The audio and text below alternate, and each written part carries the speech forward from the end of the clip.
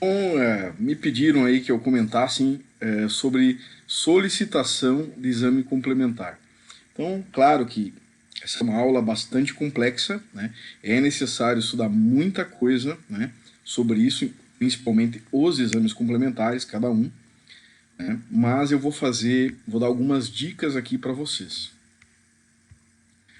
Bom, primeiramente, queria colocar assim, que o diagnóstico é um ato próprio de cada profissão, algo que deve ser realizado dentro da compreensão e do entendimento de cada profissional, baseado em suas necessidades deontológicas. Então, necessidades e possibilidades deontológicas, de acordo com a regulamentação de cada profissão. O diagnóstico é um ato próprio para cada profissional, para que possa realizar seu trabalho de forma autônoma, dentro do seu escopo profissional, conforme a regulamentação de sua profissão. Então, foi-se o tempo, né, onde todas as profissões estavam atreladas à medicina. Isso não é possível mais. Então, o que acontece é que os profissionais têm um nível superior e dentro do seu escopo profissional, eles desenvolvem o seu diagnóstico, o diagnóstico próprio para o escopo profissional, que é aquele diagnóstico necessário para que esses profissionais possam realizar o seu trabalho, certo? Porque, na realidade, não existe um nível hierárquico, de fato, baseado em legislação ou coisa assim, que deixe subalterno um profissional, digamos, profissionais de nível superior em relação ao outro, em seus gabinetes e seus consultórios, né? Então, cada profissional tem sua atribuição e tem, então, as suas competências, né? Conhecimentos e competências, então vão trabalhar de acordo com essas atribuições. Então, são vários profissionais que solicitam exames, não é só o médico, então o dentista, né, vai solicitar, se você quer fazer um tratamento cirúrgico, tratamento de canal, o dentista é um cirurgião, né? Então o veterinário, ele é um médico veterinário, vai solicitar exames complementares, fisioterapeutas também necessitam de exames complementares, porque ele não pode depender do médico para fazer o tratamento da escoliose, né, a reeducação postural, as correções, né? Então, o fisioterapeuta também solicita exames complementares, né? Da mesma forma o quiropraxista, o nutricionista solicita exames de sangue, o fonoaudiólogo solicita os exames do escopo profissional dele e assim por diante, certo? Então, os profissionais têm regulamentação dentro dos seus conselhos, né? Existem decisões judiciais, na fisioterapia, por exemplo, que deixa claro que TR4 agora, recentemente, teve um embate entre medicina e fisioterapia, deixa claro que o fisioterapeuta pode solicitar seus exames complementares, existe uma resolução e o TR4, então, bateu o martelo dizendo que sim, o profissional pode solicitar seus exames complementares. Tá? Quanto aos exames, são apenas um complemento. Tá? Eles não são o diagnóstico em si. O diagnóstico é um conjunto, né, que envolve, digamos, a anamnese, envolve o exame físico, envolve a consulta, a avaliação, né, desse paciente. Eles auxiliam, né, na identificação de contraindicações do tratamento, por exemplo, quiropráxico e fisioterapêutico, podem nortear alguns aspectos da terapêutica, dependendo do método a ser empregado, não devem ser solicitados nunca de forma desnecessária, também não devem expor o paciente a um risco desnecessário. Então, por exemplo, principalmente devemos considerar crianças, por exemplo, agulhamento, trauma, né? Vamos supor, coletas de sangue desnecessárias, né, que traumatizam. Por exemplo, colocar uma criança de forma desnecessária numa ressonância magnética, porque vai precisar sedar essa criança para colocar na ressonância magnética. Também outra situação, né, que nós temos que pensar é exposição à radiação. Daqui a pouco uma senhora faz uma tomografia, né, uma senhora de, sei lá, 60 anos faz uma tomografia e daqui a pouco tem que fazer uma densitometria óssea. Então, porque não foi pensado, né? Então a pessoa, o clínico lá, ele tem que pensar assim, ó, nunca fez uma densitometria óssea. Daqui a pouco, na hipótese dele, ele podia ter pedido uma ressonância para poupar de tomar tanta radiação, que a quantidade de radiação numa tomografia é 200 vezes a quantidade de um raio-x, e aí vai fazer uma densitometria, tem muita radiação também. E aí daqui a pouco tem que fazer uma mamografia, mais radiação. Então ele pode medir, né, pensar o que ela tem que fazer pela faixa etária, né, se ela está sendo assistida pelo ginecologista, vendo também as hipóteses diagnósticas que existem, né? Então, cuidar, porque às vezes vai por um caminho e acaba seguindo por outro, e quando vê, tem um acúmulo de exames aí, por diagnósticos, por solicitações descabidas, e acaba gerando aí exposição a, digamos, radiação. É outra questão que tem que se pensar muito ao solicitar exame. Então, o exame não se solicita à toa, certo? Mas também, digamos assim, ó, não se deixa de solicitar quando se desconfia. É outra questão, né? Tem pessoal da prática baseada em evidência, fala que solicitar exame é uma besteira. Não, também não é assim. Entendeu? Então, tem situações que, por exemplo, vai fazer uma manipulação cervical, uma manipulação, um exame, né, pode salvar a vida do paciente, entendeu? Porque tu pode ter ali um DISH, tu pode ter uma situação ali, uma rigidez na cervical pode estar correlacionada a alguma alteração reumática na coluna cervical, uma instabilidade, então, instabilidade atlantoaxial, então é importante, né, você pedir raio-x, né, ou outros exames quando se tem desconfiança, né, quando se tem necessidade, entendeu? Então é melhor pecar pelo excesso, com certeza, mas tem que ter base, tem que estudar para pedir o exame. Isso é muito importante. Né? Às vezes o exame, a justificativa que a gente tem que colocar no exame é porque o paciente está pedindo. Né? Às vezes o paciente quer um exame, às vezes o paciente já existe um diagnóstico e o paciente pede um exame. Eu tive um dia um paciente que ele queria uma ressonância do quadril e não satisfez com o diagnóstico baseado no raio-x e no exame clínico.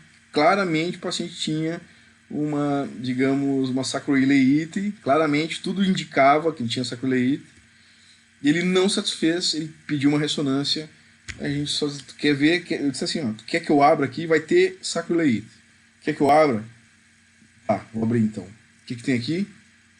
Sacroileite. Beleza, cara, tá satisfeito? Você gastou quase R$1.000, não precisava.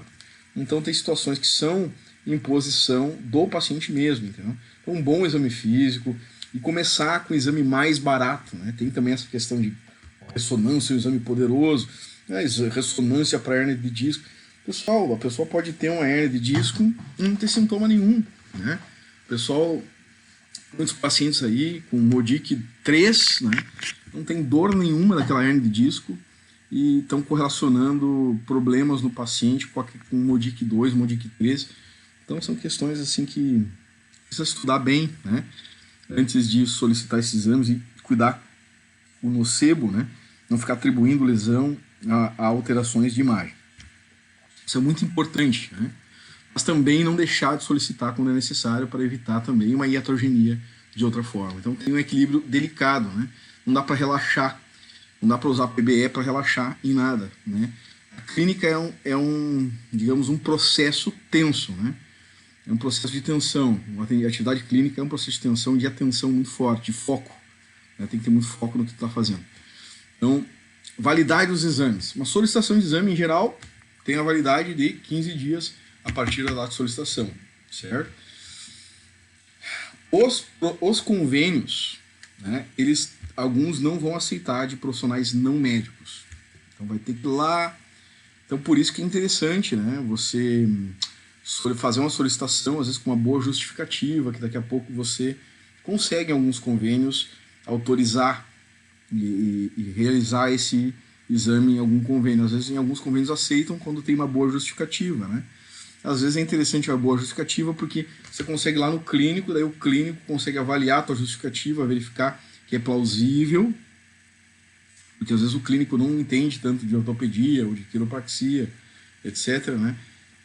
Por você ser um não médico, né, muitas vezes, e ele, digamos, vai refutar a tua opinião. Então, quando é bem justificado, né, então isso ajuda bastante. A justificativa ajuda muito nisso. Não existe necessidade de ter justificativa sempre, principalmente quando o exame digamos, particular. Mas mesmo sendo particular, a justificativa ajuda quem faz o laudo, né, a olhar o que tu tá desconfiado, certo? E isso facilita, porque muitos exames são dependentes de quem está interpretando, né, do radiologista ou do ecografista. Então, você colocar a tua hipótese diagnóstica ajuda bastante, né, na solicitação, tá? Mas a solicitação tem validade de 15 dias e o laudo desses exames, né, em geral, né, um laudo, ele tem uma validade de 6 meses. Considerando isso para questões judiciais, perícias, né? Então é 6 meses que vale um laudo. Ah, mas a hérnia resolveu, digamos, a espondilite resolveu depois de 6 meses? Não, mas é que, digamos, em fins judiciais são 6 meses que se considera um laudo. Então 6 meses, pós 6 meses, mas eu tenho um pino. Sim, beleza, aquele pino, mas a gente não vai considerar lesão, né, de 6 meses. A gente até pode citar no laudo aquele exame, mas o normal é ter um exame mais atual para uma perícia, tá? Quem faz laudos, né? Então, geralmente 6 meses. Então, dados da solicitação do exame. O que tem que ter na solicitação do exame? Tá? Primeira coisa, tem que ter identificação do paciente. Isso é uma coisa imprescindível. Justificativa é uma coisa que pode ter ajuda, certo? Na questão do convênio, né? Ajuda muito. Na questão particular, ajuda também no diagnóstico. A justificativa pode nortear quem está executando o exame e quem está laudando o exame, certo? A justificativa é importante para isso. Pedido in situ é o que tu está pedindo, tá? Data e local, isso é importante. Timbre da clínica, etc. Assinatura e dados do registro profissional, título de especialista, etc. Profissão, né? O teu nome, quem é que está solicitando o exame. Isso é importantíssimo, tá? Então são os dados que vão na solicitação do exame. Bom, no pedido in situ, o que vai? Informações sobre o tipo do exame, quantidade de incidência ou necessidades de ponderações ou incidências especiais. Né? Necessidades de contraste ou preparações especiais.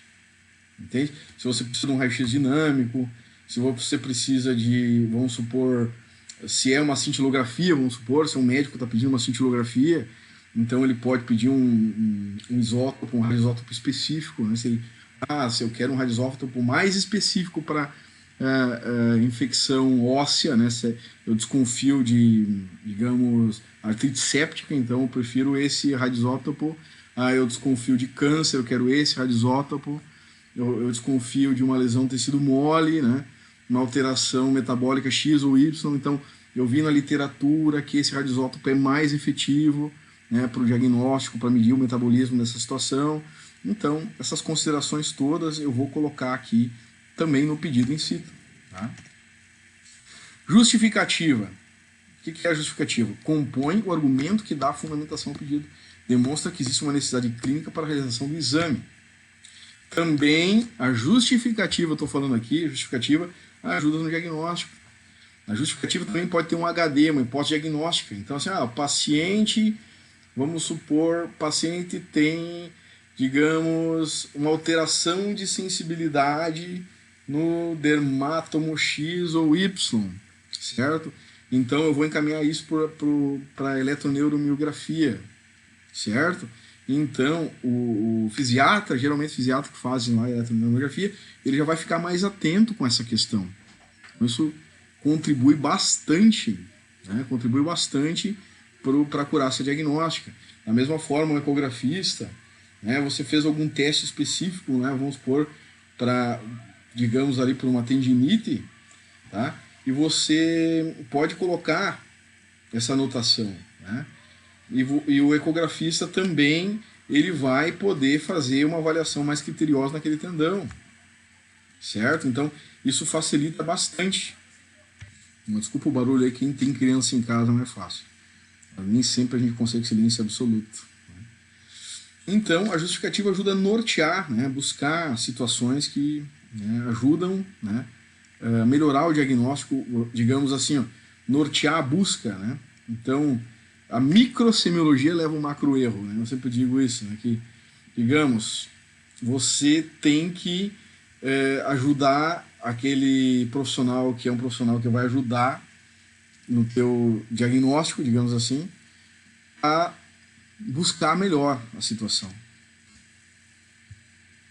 Isso é importante. Eletroneuromiografia.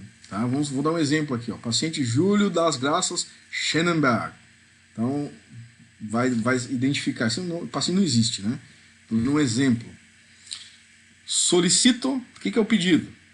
Solicito eletroneurografia de membros inferiores. Qual é a justificativa? O paciente apresenta disfunção do exame físico a nível de L2. Ele está botando miótoma ali, predominantemente à direita. Então, tu fez um teste ali de força muscular, pode até colocar o grau de força que ele tem, né? Então, isso vai ajudar muito o eletromiografista, né? O fisiatra ali para fazer, você vai direcionar o cara, entendeu? Então, importante aqui, ó, eletromiografia eu sempre peço, quando é membro inferior, bilateral, é bilateral que se pede. Você tem que comparar, é muito importante isso, tá? Data e local, assinatura do solicitante, certo? Vamos colocar aqui, ó, Fernanda Scheistreck, solicito eletroneurografia dos membros superiores, né? Paciente de 43 anos, parestesia de membros superiores, déficit de força muscular, grau 4 na escala de Daniels, apresenta teste de Fallen positivo, HD, síndrome túnel do carpo. Então, ficou mastigado, né? Então, ele pode dizer bem claramente, já aconteceu para mim, olha, não existe, né? Não existe, o eletroneurografia não está de acordo com hipótese diagnóstica de, isso ajuda muito, então já descarta, né? Então, ou ele já sugere um outro exame, né? Então isso é bem legal, esse diálogo é bem legal quando você trabalha mais especificidade nesse aspecto, né? Isso é interessantíssimo. Então, ecografia. Vamos lá, Maria de Katzenostzulecken. Entende? Então vamos ali pedido, solicita ecografia do ombro direito. Paciente apresenta dor, justificativa. Paciente apresenta dor, palpação, tendão curto do bíceps e testes homeotécnicos. O lata vazia tem o lata cheio e o lata vazia, né? Compatíveis com lesão do supraespinhoso. Legal, né? Tá mastigado também para o ecografista. Então já vai lá no supraespinhoso, já vai lá no tendão curto do bíceps e vai verificar outras coisas também, né? Então facilitou o processo. Aí vem o paciente Geraldo Grosekopf. Solicito artrorressonância do ombro esquerdo. Então a artrorressonância veio aí para melhorar o diagnóstico de lesões intraarticulares. Então o paciente apresenta quadro clínico e semiotécnico compatível com lesão labral. Então também facilitou para o radiologista, né? Então facilitou bastante. Então existem solicitações que são bem usuais in situ, né? Então solicita ecografia do joelho esquerdo. Basta, não precisa mais nada disso. Solicito raio-x do ombro, 3 incidências. Tá bom, são 3 incidências. É as básicas, as principais. Então, existe um técnico de radiologia, o cara já sabe quais são as principais. Né? Solicito raio-x do pé. Normalmente já tem um protocolo mínimo para o pé. Certo? Uma coisa é certa, não tem raio-x de uma incidência só. Isso não existe. Certo? O X-ray... X-ray plain film always require 2 views. Sempre tem que ter duas vistas. Não existe. Tá? Sempre a raio-x tem que ter visão. Então, quando existem protocolos já prontos, né? Então, se você pegar o raio-x do pé, vai ter o protocolo mínimo. Entendeu? Então já está subentendido isso.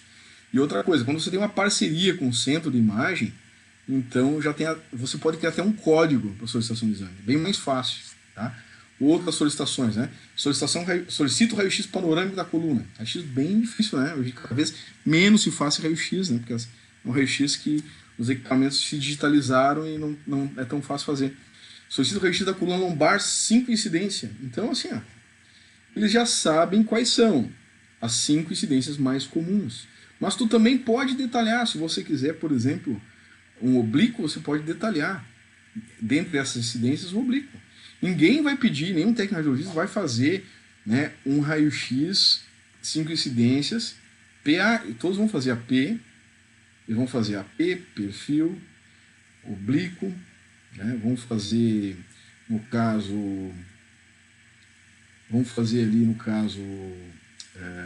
close-up lá na L5S1, né, aí podem fazer frontal, podem fazer lateral, podem fazer oblíquo ali, até fechar 5 incidências, né? Ou você pode detalhar essas incidências, entende? Conforme a tua necessidade, conforme a tua especificidade. Tá bom? Solicito raio-x da coluna total, cervical, torácica e lombar separadamente. Aqui no Hamburgo, ali com parceria que eu tenho, a gente chama coluna total. A gente faz, como eles não tem panorâmico, a gente fala a coluna, vamos fazer a coluna total, que é o seguinte, toda a coluna já tem incidências predeterminadas com a nossa parceria, eles fazem cervical, torácica e lombar separadamente. Mas a gente tem uma observação lá, radiografa a prova inteira, certo? E também já sabem que é para fazer ortostático, né? É óbvio, é um padrão já, certo? Solicito o raio-x da coluna cervical, também no mínimo 3 incidências, boca aberta já é óbvio, né? Certo? Open mouth já tá dentro do protocolo, certo? Solicito o raio-x dinâmico da coluna lombar. Então, aí você pode, geralmente eles fazem flexão e extensão, mas tu pode especificar, quero flexão, quero extensão, inclinação lateral, direita e esquerda, certo? Então, você pode pedir uma especificação aqui, raio-x dinâmica da coluna cervical alta, certo? Então, eles vão colimar em cima da coluna cervical alta. Pode ser da coluna lombar ou da coluna cervical alta. Que daí você vai ver se tem slip no atlas, se o atlas está escorregando. Então, solicitações usuais, né? Então, tenho aqui, ó, raio-x de tórax, AP, 3 incidências. Então, nós já sabemos aí que vai ser o frontal, o lateral e o oblíquo. São 3 incidências, né? Se for PA, qual é a diferença? É para ver pulmão. Um é para ver coluna e outro para ver pulmão. Isso é óbvio, né? Então, essa é a diferença. Então, essa parte toda digamos, aqui são dicas, né? Vocês têm que estudar posicionamento radiológico. Isso é óbvio, não adianta. Solicito raio-x de tórax, PA, perfil EPA em decúbito. Para que isso, pessoal? Para avaliar, o cara está com dúvida de derrame pleural. Então, tu vai ver se está mudando o líquido ali, né? Desculpa ali o erro de digitação, tá? Mas isso é para ver se está mudando o líquido, certo? Por exemplo, se tu tem derrame pleural, né? Então vai ter, digamos, uma diminuição do seio cardiofrênico, costofrênico. Então, se tu colocar em decúbito lateral, vai aparecer esse líquido, né? Essa coleção de líquido, ele vai correr, porque tu mudou, a gravidade vai agir. Então, você vai ter certeza que é um derrame pleural mesmo, e não é outro tipo de opacidade. Solicito raio-x, isso é bem de hospital, né? Quando você tem dúvida e não quer funcionar de cara. Solicito raio-x da cervical AP, perfil oblíquo e incidência do nadador. Então o cara tá lá com uma... Quer ver lá a T1, né? Sabe que o húmero fica, né, obstruindo ali, fazendo sombra, então levanta o braço aqui, aí passa o raio aqui, a escápula sai, o ombro sai fora do forame de T1, então dá para ver T1 e T2, o forame, né, para ver se não tem nenhuma obstrução ali de T1 e T2, né, do encroachment ali, né, um impingement T1 e T2, diminuição do forame interarticular. Então, um exemplo aqui, caso 1, Julius Peckmaus, paciente, né, hipotético, né, solicito raio-x funcional dinâmico da coluna cervical em flexão, extensão e inclinação lateral com foco na cervical alta, né, o paciente apresenta hipótese de estabilidade da coluna cervical. Então, a hipótese de caso, né? Então, aqui um exemplo, né, que a gente faz aqui. Deixa eu ver se eu consigo mexer. Então, aqui nós temos um esquema de autorização que o paciente pode pagar lá no local ou pode já sair pago da clínica, né? É um convênio que a gente tem. Então, exame de sangue, mesma coisa, né? Esse aqui é um protocolo para dentro de reumatologia, né? Que a gente pede alguns exames específicos para reumatologia, tá? Então, a mesma coisa, nem tem justificativa, mas poderia, no laboratório, geralmente não tem muito, tá? Aqui, por exemplo, né? Claro, aqui colocar o médico, eu peço exame de eletromiografia, trabalho muito com laudo, não sou médico, mas aqui eles colocaram médico, Pablo, né? É que o sistema ainda não sabe que eu não sou médico, né? Mas eu posso solicitar exames, então, na realidade aqui deveria ser Pablo, né? A minha formação e especialidade, que eu sou fisioterapeuta especialista em traumatologia, né? Então, perfeito. Aqui, por exemplo, também os raios-x, que a gente solicita, né? Também, né? Alguns convênios já estão, né, colocando certinho, reconhecendo, né, o nosso direito de solicitar os exames, né? Então, é isso. Eu só achei. Tomara que vocês tenham gostado da apresentação. Espero que tenha sido útil.